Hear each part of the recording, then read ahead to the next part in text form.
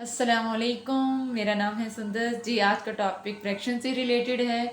आज मैं आपको बताऊंगी किसी भी फ्रैक्शन को, चाहे वो आपके मिक्स्ड में हो, चाहे आपकी वो प्रॉपर में हो, तो आप उसे सिंप्लीफाई कैसे करेंगे। ठीक है, तो हम लोग स्टार्ट करते हैं एग्जाम्पल से। मैं लेती हूँ 15 एंड 25। ठीक है, अब सिंप्लीफाइड करने के लिए आपने क्या करना होता है, आपने कॉमन फैक्टर फाइंड आउट करना होता है। क्या फाइंड करना होता है? Common factor. ठीक है, अब आप देखें 15 के फैक्टर्स क्या हैं। 1 है, 3 है, यस, 4 नहीं है, 5 है और 15 है। कॉमन फैक्टर 25 के लिए क्या होगा? 25 किस में आता है? 1 में नहीं आता है, 2 में नहीं आता, 3 में नहीं आता, 4 में नहीं आता, 5 में आता है और अपने टेबल में आता है। ठीक है, अब देखिए कॉमन फैक्टर आप करेंगे तो आपको फैक्टर का भी कॉन्सेप्ट क्लियर हो जाएगा। अब देखें किसी भी नंबर का स्मॉलेस्ट फैक्टर क्या होता है। स्मॉलेस्ट फैक्टर क्या होता है? 1। और ग्रेटेस्ट फैक्टर क्या होता है? Number itself. ठीक है, यहाँ तक उम्मीद है आपको ये चीज़ क्लियर होगी। अब आपने नेक्स्ट क्या करना है, जब आपने कॉमन फैक्टर इसके फैक्टर्स लिखे तो क्या है? 1, 3, 5 एंड 1, 5, 25। तो कॉमन क्या आया है? 5। कॉमन क्या आया है आपका? 5 आया। तो मैं कहूँगी आप दोबारा से इस क्वेश्चन को उतारें ऐसे। 15/25 कॉमन क्या है आपका? 5। तो मैं क्या करूँगी?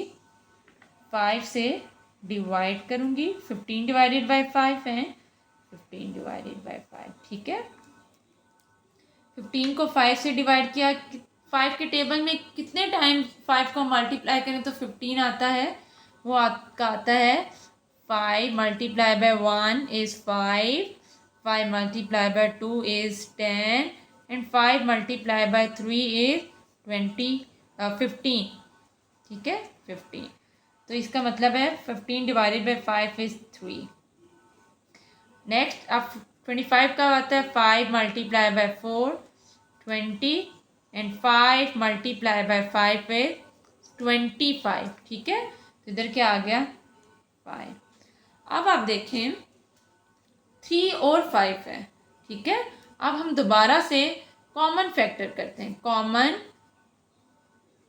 फैक्टर, ठीक है, हमने 1 के अलावा देखना होता है कौन सा हमारा कॉमन फैक्टर आ रहा है। ठीक है, अब आपका 3 है, 3 का क्या होता है? 1 एंड 3 आता है। ठीक है, इसके फैक्टर्स। और 5 के क्या आते हैं? 1 एंड 5। कुछ भी कॉमन नहीं है, तो ये क्या होगा? यही आपका आंसर होगा, यही आपका आंसर होगा।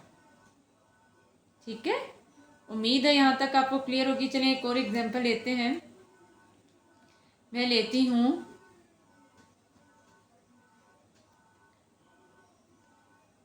24 डिवाइडेड बाय 36। ठीक है, आपने इसी प्रोसेस से इसी प्रोसेस से क्या करना है? फाइंड आउट करना है कि इनका कॉमन फैक्टर क्या है। ठीक है, कॉमन फैक्टर, चलिए मैं आपको इसकी वर्किंग भी बता देती हूँ। आप लिखें 24 के फैक्टर्स क्या हैं? 1, 2, 3, 4, 6, 12, 24। 1 multiply by 24, 24, 2 multiply by 12, 24, 3 multiply by 8, और इधर आप 8 भी लिखेंगे 6 के। ठीक है, 4 मल्टीप्लाई बाय 6 24, 8 मल्टीप्लाई बाय 3 24, फिर 12 मल्टीप्लाई बाय 2 24, देन आपका क्या आ जाएगा 12 मल्टीप्लाई बाय 2 24। इसी तरह आप 36 का करें। अब क्या करेंगे आप 1 मल्टीप्लाई बाय क्या आता है 18, 1 को 18 से करें तो आपका आ जाता है 2 को किस से करें 1 को 36 से करें और 2 को 18 से करें। अब 3 का क्या होगा 3 को 12 से करें तो 36 आता है। क्या 4 के टेबल में आता है? यस, 4 मल्टीप्लाई बाय क्या होता है 9 आपका होता है। ठीक है, आप 10 में फिर 10 में नहीं आता आपका, 11 में नहीं, 12 आपने लिख लिया है, 13 में नहीं, 14 में नहीं, 15 नहीं, 16 नहीं, 17 18 लिख लिया आपने। और इसी तरह आप क्या करेंगे 36 लिख लेंगे। अब आप कॉमन फैक्टर देखें, इसका स्मॉलेस्ट कॉमन फैक्टर क्या आ रहा है हमारा 2 है। ठीक है, हमारे पास 3 भी है। क्या हमारे पास 4 है? यस, हमारे पास 4 भी है। क्या हमारे पास 6 है? यस, हमारे पास 6 भी है। इधर आप 6 भी लिखें क्योंकि 6 मल्टीप्लाई बाय 6 इज 36, तो हमारे पास ये भी आ जाएगा कॉमन फैक्टर। क्या हमारे पास 8 है? नहीं, 8 नहीं है। और 12 भी है। ठीक है, अब आप देखिए इसमें आपने क्या करना है स्मॉलेस्ट फैक्टर। इसमें हमारे पास फैक्टर्स आ गए हैं 2 3 4 6 एंड 12। अब आपकी मर्जी है, आपकी मर्जी है इनमें से आप कौन सा लें। मैं पहले क्या करती हूँ, मैं ले लेती हूँ, इसे डिवाइड करती हूँ 2 से। ठीक है, अब 2 से करूँगी तो क्या होगा, प्रोसेस बड़ा हो जाएगा, ये 12 आएगा, ये 18 आएगा। अब मैं दोबारा इसे 2 से करूँगी। ठीक है, तो क्या आएगा आपका, क्योंकि 12 और 18 के कॉमन फैक्टर ये 2 से होता है, तो आप क्या करेंगे 6 आ जाएगा, 9 आ जाएगा। 6 और 9 के कॉमन फैक्टर 3 3, तो आप लिखेंगे क्या आएगा,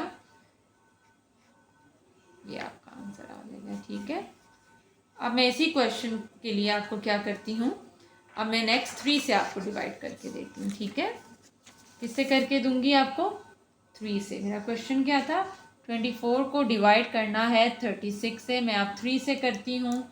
अब देखें स्टेप रिड्यूस होते जाएंगे,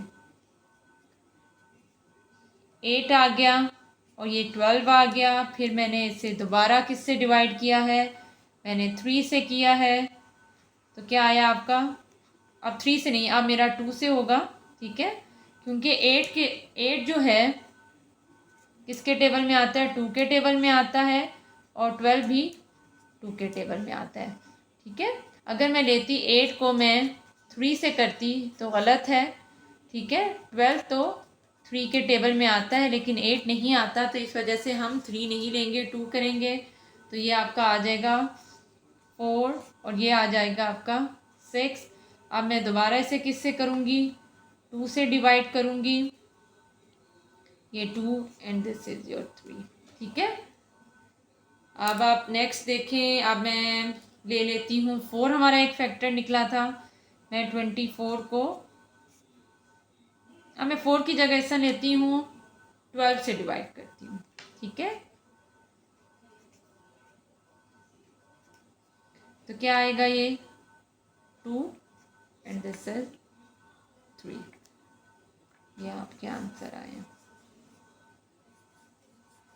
तो इसका मतलब है कि आप किसी भी, ये आपके कॉमन फैक्टर्स निकले थे, इनमें से आप कोई भी नंबर स्टार्ट करें। ठीक है, ये आपका आंसर क्या आएगा, सेम आएगा। ठीक है, आपने एक चीज़ जो नोट करनी है मैं दोबारा बता दूं, अगर आप इधर 2 से डिवाइड कर रहे हैं तो इधर भी 2 से डिवाइड करना है। ऐसा नहीं एक 3 से एक 2 से, नहीं, हमेशा क्या होना चाहिए, ये आपका सेम होने चाहिए। ठीक है, जिससे आप डिवाइड कर रहे हैं वो क्या होने चाहिए, सेम। इधर भी आप देखें, मैंने आपको बताया कि 8 3 के टेबल में नहीं आता, 12 3 के टेबल में आता है, तो एक क्रॉस हो रहा है, एक टिक मार्क हो रहा है, तो हम 3 नहीं लेंगे, इधर हम 2 लेंगे। ठीक है, इधर भी आप देखें ये क्या है सेम आ रहे हैं, 12 12, इधर भी सेम है और इधर भी सेम ही है। आंसर सबसे क्या आया है, सेम आया। इस तरह आप फैक्टर्स फाइंड आउट करें, आपके लिए इजी हो जाएगा। ठीक है, आई होप सो ये आपको चीज़ क्लियर होगी कि किसी भी फ्रैक्शन की सिंप्लीफाइड फॉर्म कैसे निकालते हैं। एक मैं आपको बता देती हूँ मिक्स्ड, ठीक है, एक मैं आपको बताती हूँ कि अगर आपके पास मिक्स्ड है तो आप कैसे करेंगे। सिंपल, उसका भी एक ही प्रोसेस है। मैं पहले क्वेश्चन लिखती हूँ, मैं लेती हूँ 5 6 डिवाइडेड बाय 10। ठीक है, अब मैंने क्या करना है, ये हमारा फ्रैक्शन कौन सा है, 6 और 10। ठीक है, मैं दोबारा क्वेश्चन लिखती हूँ 6 और 10। 6 के कॉमन फैक्टर्स क्या हैं, 1 है, 2 है, 3 और 6 है। और 10 के क्या हैं, 1 2 5 और 10। और दोनों के कॉमन कौन सा आ रहा है, ये हमने 1 के अलावा लेना है, क्योंकि 1 से डिवाइड करने के बाद आंसर क्या आ जाता है, नंबर इटसेल्फ आ जाता है, कोई फ़ायदा नहीं है। ठीक है, तो मैंने क्या करना है, अब 6 और 10 को डिवाइड करना है, किससे, 2 से। तो क्या आएगा मेरा, 5 3 और 5। अब देखिए 3 और 5 आ रहा है। अब आप ये किसी से भी इनका कोई 3 और 5 का कोई भी कॉमन फैक्टर नहीं है एक्सेप्ट 1। ठीक है, ठीक है, कोई भी कॉमन फैक्टर नहीं है 1 के अलावा। 1 के से तो हम डिवाइड नहीं कर सकते, तो यही आपका आंसर होगा। ठीक है, अब आपने याद रखना, देखिए 2 और 3 भी किसी से आगे फर्दर डिवाइड नहीं हो रहा। जब तक आपकी फर्दर डिवीजन होती रहेगी आपने करते जाना, जहाँ पे आपकी कोई भी कॉमन फैक्टर नहीं है। ठीक है, नो कॉमन फैक्टर, ठीक है, other than 1. What you have to do, you have to stop your process. Okay, I hope तो यहाँ तक आपको क्लियर होगा।